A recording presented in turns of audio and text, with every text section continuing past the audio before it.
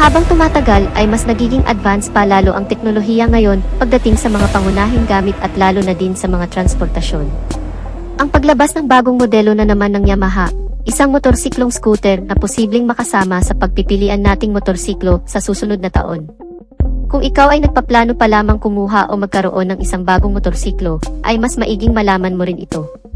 Ang bagong Yamaha X-Force 155, isang na-upgrade na features at specs sa motor na ito ang alamin natin at ano nga ba ang magiging advantage at disadvantage nito kasama ng kabuang presyo at siguradong isa rin ito sa magugustuhan ninyong mga kaibigan dahil sa maraming bagong features na meron na sa motorsiklong ito.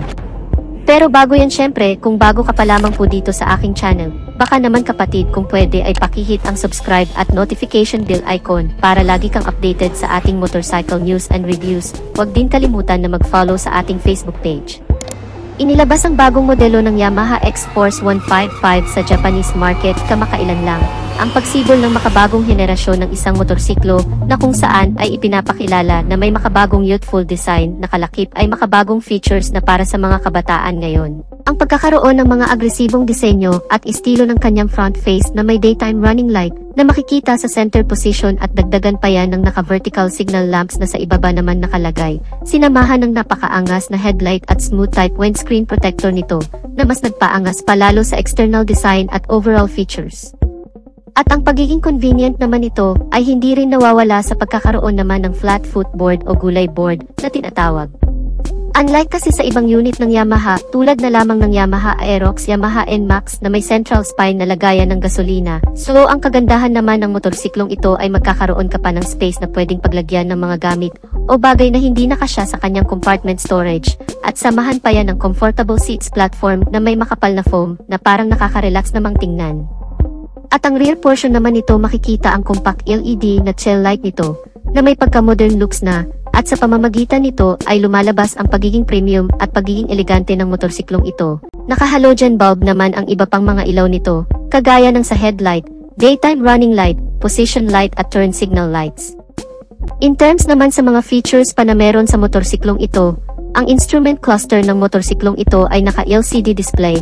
Ang kagandahan naman nito ay may kasama na itong Bluetooth connectivity, na kung saan ay pwede mong i-konekta ang cellphone mo dito, lalo na kapag ikaw ay nagda-drive at may inaasahan kang importanteng tawag or text message, ay mas mabilis mo makikita ang notification sa screen ng instrument cluster nito kapag may na-receive na call or text ang cellphone mo. Kaya mas magiging kampante ka na wala kang mamimiss na mahalagang bagay o mensahe mula sa cellphone mo. Meron rin itong WayConnect system ng Yamaha. Ang sistemang ito na kung saan ay mamonitor mo ang maintenance recommendation mula sa motorsiklong ito at ibang aktibidad maging kanyang last parking location. Bago lang din ito na sistema ng Yamaha na kung saan nagagamit na rin sa ibang modelo nito. At bukod pa dyan ay may kasama na rin itong USB port charging system na po pwede na rin mag-charge ng cellphone habang ikaw ay nagda-drive. Karagdagang convenient din naman dahil kapag alam mong lowbat ka na ay hindi mo na kailangan pang mag-stop over sa mga charging station dahil makakapag-charge ka na rin dito mismo sa motorsiklo. At syempre kung napaka-convenient nito ay hindi naman nawawala ang pagiging safety naman ng motorsiklong ito. Dahil pagdating sa kanyang mga safety features ay siguradong mapabibilib ka rin. Ang pagkakaroon ng advantage sa safety features din kasi ang hinahanap ng marami, lalo na kung ikaw ay baguhan pa lamang sa pagmamaneho ng motorsiklo. Ang pagkakaroon nito ng naka-dual channel ABS sensor, ang isa rin sa ipinagmamalaki ng motorsiklong ito na kung saan ay mas magiging confident ka na rin kung mapatakbo mo man ng napakabilis at bigla mong napindot ang brake lever nito, ay safe na makakapag-brake nang hindi ka tumatalsik o ma-out of balance. At hindi lang yun, isa pang karagdagang sa safety features nito ay ang traction control system naman. Tama po kayo nang naririnig, ang motorsiklong ito ay equipped na din sa makabagong safety features na ito, na kung saan ay magagamit mo naman sa mga kurbadang kalsada, madudulas at matubig na lugar, o kaya naman sa malulubak, dahil sa pamamagitan nito ay may iwasan ang pagkadulas o pagkasemplang dahil binabalansin ito ang ikot ng dalawang gulong sa harap at sa likod. Kaya mas magiging panatag ka pa habang ikaw ay naglulong ride. At speaking sa long ride mga kaibigan, ay talagang mapapakinabangan mo rin dahil ang motorsiklong ito pagdating sa kanyang makina ay powered by 155 cubic centimeter na displacement capacity with single cylinder, naka 4-stroke with single overhead cam, at naka 4 valves na rin ang buong makina nito na mas tumatagal naman sa napakahabang biyahe dahil ang cooling system nito ay naka liquid cool type na. At syempre, hindi pa rin mawawala ang Blue Core Technology at ang VVA o Variable Valve Actuation na kung saan ay pinapaganda pa lalo ang takbo ng makina at mas pinapatipid na rin ang pagkonsumo sa gas. Ang makina ng motorsiklong ito ay dinagdagan na rin ng isa pang feature na SMG o Smart Motor Generator na ang ibig sabihin ay mas tahimik at smooth na ang andar ng makina nito na hindi na rin maingay ang ugong at isa pa sa kagandahan ng scooter na ito ay hindi na rin ito mausok kaya eco-friendly na rin talaga. Naka-CVT transmission with variable speed at may full tank capacity na 6.1 liters na hindi ka na rin bibitinin kahit ibiyahe naman ito ng hanggang 6 na oras na walang hintuan dahil naka-fuel injected type ang fuel system ay may katipiran na rin naman ang fuel consumption. Naitala na umabot sa 40.9 km per liter, mas matipid ito kung tutuusin sa Yamaha NMAX at mas malaki naman ang tangke sa Yamaha Aerox kaya talagang panalo ang motorsiklong ito. Pagdating naman sa engine performance, dito din talaga natin masusukat ang lakas o ang power output level ng motorsiklong ito sa pagkakaroon naman ng maximum power of 15 horsepower sa kada 8,000 revolution per minute. Habang ang maximum torque naman, ito ay 410 Nm sa kada 6,500 RPM, malakas-lakas na rin naman ang ganong klaseng arangkada ng makina, yun nga lang pagdating sa top speed o buong bilis na inilabas na ng motorsiklong ito. Batay na rin sa ilang pagsusuri at test drive na ginawa ng Yamaha, ito ay umaabot sa bilis na 120 km per hour o halos kapantay lang din ng bilis ng Yamaha Aerox. Para naman sa ilang specs na meron pa sa motorsiklong ito, pagdating sa kanyang chassis and suspensions, ang front suspensions nito ay naka-telescopic fork, habang ang rear suspension naman nito ay naka-swing arm with dual shock absorber.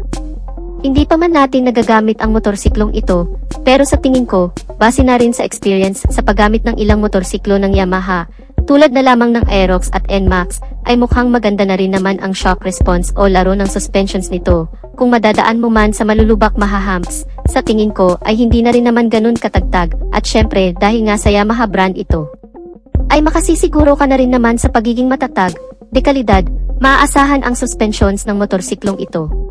Ang mga gulong nito ay may sukat sa front na 120/70R13, habang ang rear tire size naman nito ay 130/70R13.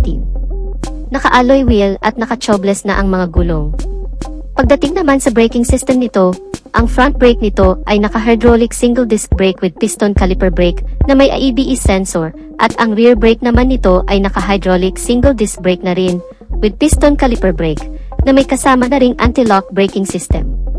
Ang ilan pa sa mga features na meron sa motorsiklong ito tulad na lamang ng idling stop system, passing light switch, side stand engine cut-off switch at engine check warning. Malawak na rin ang underseat compartment storage na may capacity naman na 23.4 liters na kasyang-kasya naman dito ang full face helmet at meron na rin itong retractable hook na kasama na po pwede mong pagsabitan ng ilang bagay. Mayroon na rin itong bulsa sa may console panel at hindi ka na rin mahihirapan kapag ikaw ay magpapagasolina dahil nasa labas na lang din ang fuel access nito o lagayan ng gasolina na mas advisable naman ito kung gagamitin mo pang deliver dahil hindi mo na kailangan pang bumaba ng motorsiklo at tanggalin kung sakali mang may karga-karga sa likuran. Dahil nasa harapan na mismo ang lagayan ng gasolina nito. Para naman sa dimensions and capacity. Ang buong haba ng motorsiklong ito ay nasa 1,895 mm, may kabuang lapad ito na 760 mm, at may kabuang taas naman na 1,120 mm. Ang ground clearance nito ay 125 mm na may wheelbase size na 1,340 mm, may kabuang taas naman ang upuan nito na umaabot sa 815 mm. Medyo may kataasan, kaya siguro ang tansya ko dito ay kakayanin itong abutin ng hanggang sa 5'3" pataas, so challenging na lang siguro kapag hindi umabot ang height mo dito. Ang buong timbang ng motorsiklong ito ay nasa 130 kilograms. May kabigatan din talaga compare sa other motorcycle scooters. At kung ang presyo naman ang pagbabasehan ay mukhang alam ko na ang magiging reaksyon dito ng karamihan dahil ang kabuang presyo nito sa ibang bansa ay nasa $2,930 na kung i-convert naman natin sa Philippine peso, ito ay aabot ng hanggang sa 164,000 pesos. Yan ay estimated pa lamang at hindi pa yan ang totoong basihan. Available naman ito sa 4 na color variation. Ito ang cold in white, Night Titanium Black, Sandstorm Green, at Meteorite Gray.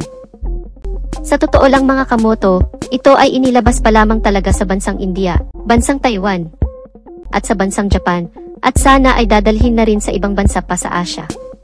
And hopefully, sana dalhin din talaga ito dito sa bansa, kasi sa tingin ko ay medyo nahuli at naungusan na ang Yamaha pagdating sa upgrade ng mga motorsiklo, kaya mas maganda rin sana kung dalhin talaga itong Yamaha X-Force 155 dito sa Pilipinas. So wala pang malinaw na detalye o anumang details na nagmula sa Yamaha kung talagang dadalhin ito dito sa bansang Pilipinas. So dito na natin tatapusin ang video natin mga ka-Wizard Moto. Sana nagustuhan ninyo ang video, at kung nagustuhan nyo ay pakipindot ang like button bilang suporta na rin sa ating channel, at sa mga hindi pa nakasubscribe ay inaanyayahan ko kayo kapatid na mag-subscribe sa aking channel, para lagi tayong updated sa mga videos na i-upload ko pa. Maraming salamat sa walang sawang pagsuporta. Ride safe and God bless.